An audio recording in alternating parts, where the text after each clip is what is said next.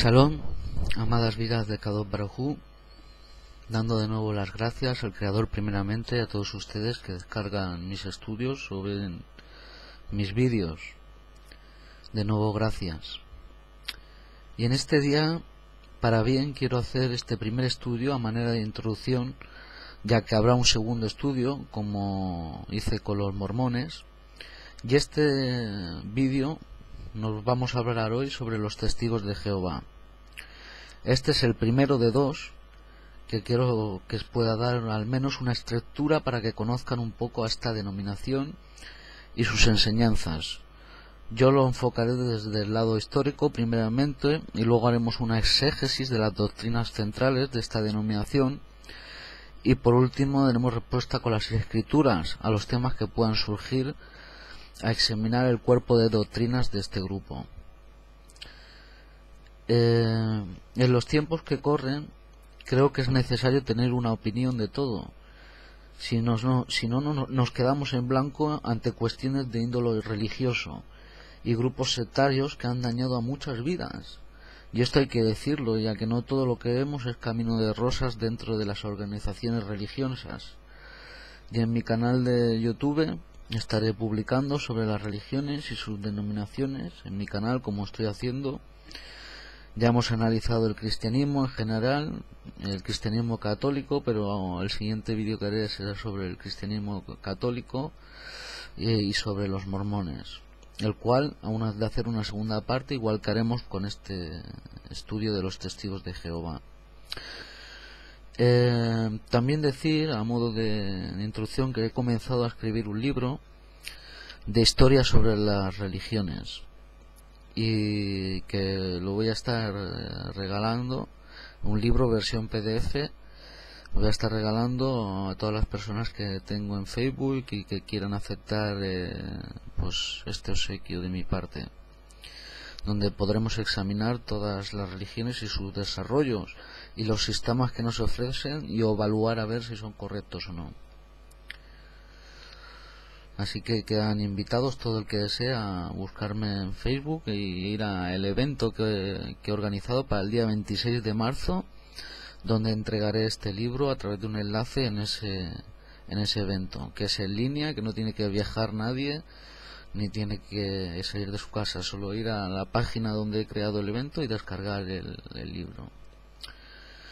Eso por decir eso, y agradeciéndole su tiempo para ver estos estudios. Espero que les pueda dar un poco más de conocimiento sobre los temas que toco en mis estudios y en mis vídeos, que es la afinidad por lo cual los hago.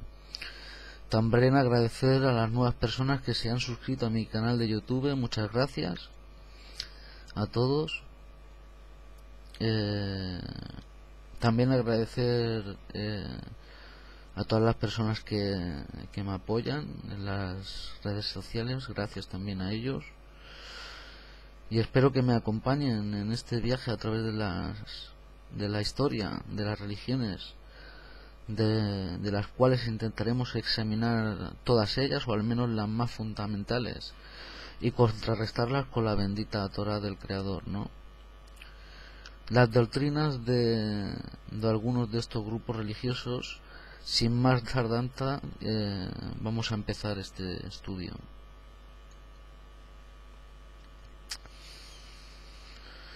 Comenzaré este breve estudio analizando la parte histórica de este grupo y de cómo llegó a formarse o consolidarse. El origen de este grupo estaba unido esencialmente al principio al adventismo. El fundador de este grupo fue Charles Russell, que nos dice la historia o lo sitúa hasta 1879 en las filas del adventismo. Tiene una mezcla esta religión de los testigos de Jehová con otras religiones y se sabe que tiene enseñanzas del budismo y maniqueísmo. La doctrina de este grupo ha ido variando con el transcurrir de los tiempos. Ellos lo explican como revelación progresiva. Sobre los rasgos humanos de Russell en la historia se dice de él que fue un hombre violento, que con frecuencia se vio envuelto en pleitos y enfrentamiento con las autoridades y fue acusado por fraude. Russell murió en 1916 en uno de sus viajes y su sucesor fue Russell, el juez Joseph Franklin, un abogado fue el que lo reveló a Russell, y a partir de que este hombre toma el mando de esta secta se extienden por todo el mundo, con su cuartel general en Brooklyn, Nueva York. Desde su inicio este grupo hizo uso masivo de la literatura, o sea, las revistas estas que dan como la Atalaya, en más de 50 idiomas diferentes, como ahora también lo hacen ahora con la revista que acabo de decir, la Atalaya, que la distribuyen en todos esos idiomas y más. En el plano escatológico, ellos dicen que Yeshua regresó en 1874. Todas las sectas así han tenido su comienzo. Es importante por parte nuestra tener respuesta y supervisar a los denominados maestros que fundan, ¿no?, estos movimientos. Esta secta fue fundada en 1884 por Russell. Él comenzó una serie de estudios bíblicos con un grupo. Él comenzó a enseñar que el regreso de Yeshua no sería físico sino espiritual. Según sus cálculos regresó en 1874 y el milenio había comenzado también en esa fecha. Con el propósito de anunciar esto, fundó la revista El Heraldo del Vigía o Torre del Vigía. Russell también publicó 6 volúmenes doctrinales y vendía remedios milagrosos. Solo tenemos que leer Deuteronomio 18:22, con el surgimiento de tantos profetas falsos. Este texto nos dice cómo distinguirlos, ¿no? Deuteronomio 18:20 al 22 dice así: pero si un profeta tiene la presunción de decir en mi nombre una palabra que yo no he mandado de decir, y abre en mi nombre de otros dioses, ese profeta morirá. ¿Acaso vas a decir en tu corazón, cómo sabremos que esta palabra no lo ha dicho Adonai? Si ese profeta habla en nombre de Adonai y lo que dice queda sin afecto y no se cumple, es que Adonai no ha dicho tal palabra. El profeta lo ha dicho por presunción. No le tengas miedo.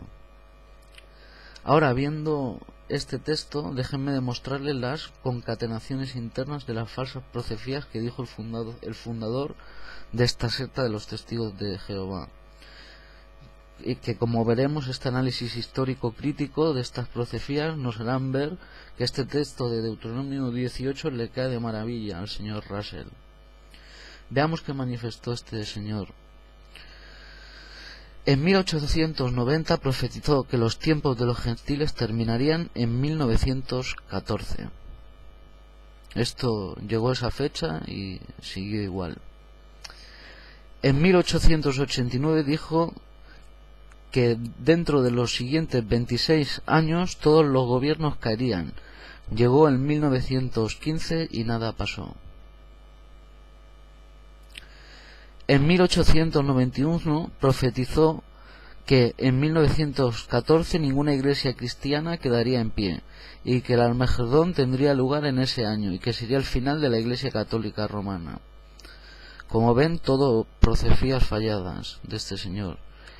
Entonces, los que pertenecen a esta secta o denominación, ¿por qué no se cumplieron estas supuestas profecías del señor Russell? Claramente no lo hicieron porque no hablaba en nombre de Hashem, como leímos en el texto.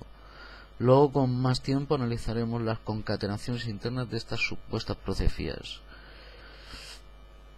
Entre las falsas enseñanzas de esta secta, que hoy no van a dar tiempo de tocar todas las doctrinas, solo vamos a tocar algunas.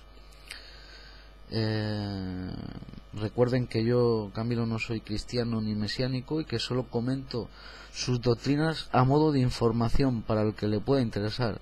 Este tema puede saber un poco más a través de este breve y preciso estudio, ya que este es el punto mío como historiador, limitarme solo a comentar y dar información de esta secta y en algunos casos dar respuestas, pero desde el punto de vista de un observador estudiante del judaísmo y de la historia de las religiones, como pretendo yo ser algún día. Una de sus enseñanzas es que Yeshua existió antes como el arcángel Miguel, como un dios menor.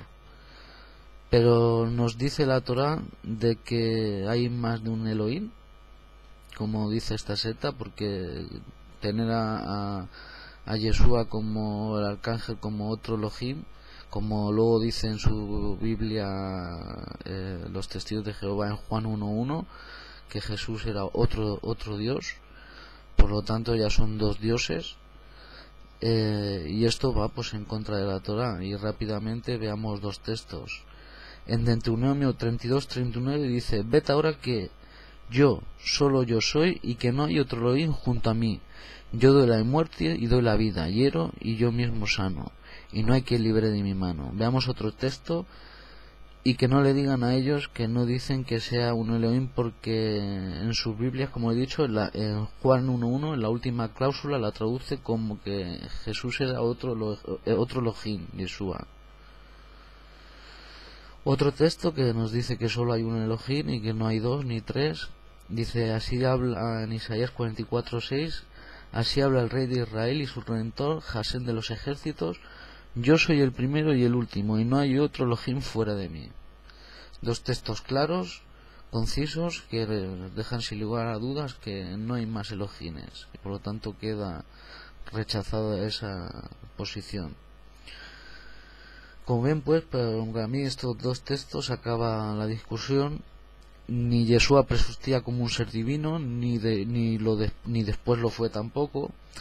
La Torá nos habla de un Elohim, no de una trinidad, ni un enoteísmo, ni una unicidad. Todo eso son conceptos cristianos errados que cada uno tiene que ver, que nada tienen que ver con el judaísmo. Ellos enseñan, por último, ya que acabaremos esta primera parte con esto, ellos creen que Yeshua fue creado igual que un ángel. Claro, esto para mí de entrada es un disparate. Pues yo no creo en Yeshua ni divino ni que sea el Mesías. Para mí fue un rabino. Para mí esto es un disparate ya de entrada, no tiene, es una cosa medieval, ¿no? Una pregunta medieval, digamos, que ya para mí no tendría más sentido. Entonces, pero a modo de comentario, usando las fuentes cristianas más cercanas a lo que yo creo que Yeshua pudo decir o pudo pasar, nos dicen que fue engendrado como un ser humano normal, no creado como asegura en la eternidad esta denominación, que yo no sé dónde sacan esa interpretación errada. A mí esto me da igual, pero para los que les pueda interesar hay varios textos que nos dicen que fue engendrado como un hombre humano normal y corriente, de padre y madre normal y corriente. No fue divino ni nada por el estilo, ni fue engendrado en la eternidad ni nada por el estilo.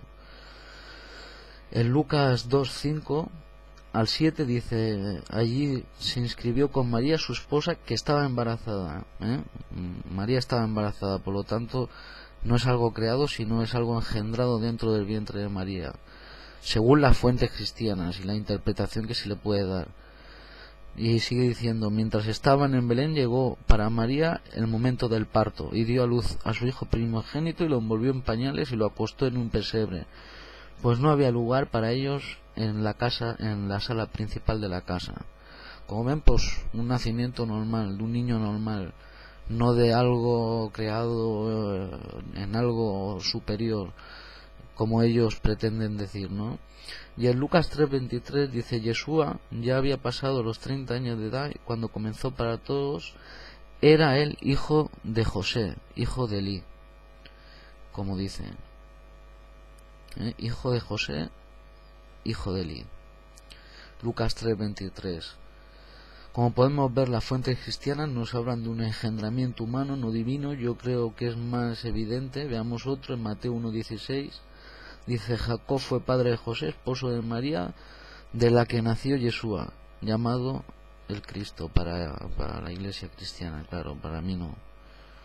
Como ven, las fuentes nos hablan de un nacimiento normal, recordando que dichas fuentes hay que apartar la teología que añadieron los que escribieron primeramente y luego la iglesia romana, a base de interpolaciones y añadidos tardíos a los primeros escritos que existían, los cuales podemos extraer ahora pequeños retazos de la historia, Y como observador de la Iglesia cristiana y la católica romana en general, esto es lo que he podido deducir, aunque ya sé que eso es otro tema, ya de otro estudio. Entonces espero que les haya podido ser de bendición este primer estudio de los testigos de Jehová, y los espero en el segundo. Shalom, shalom y shalom. Un abrazo para todos.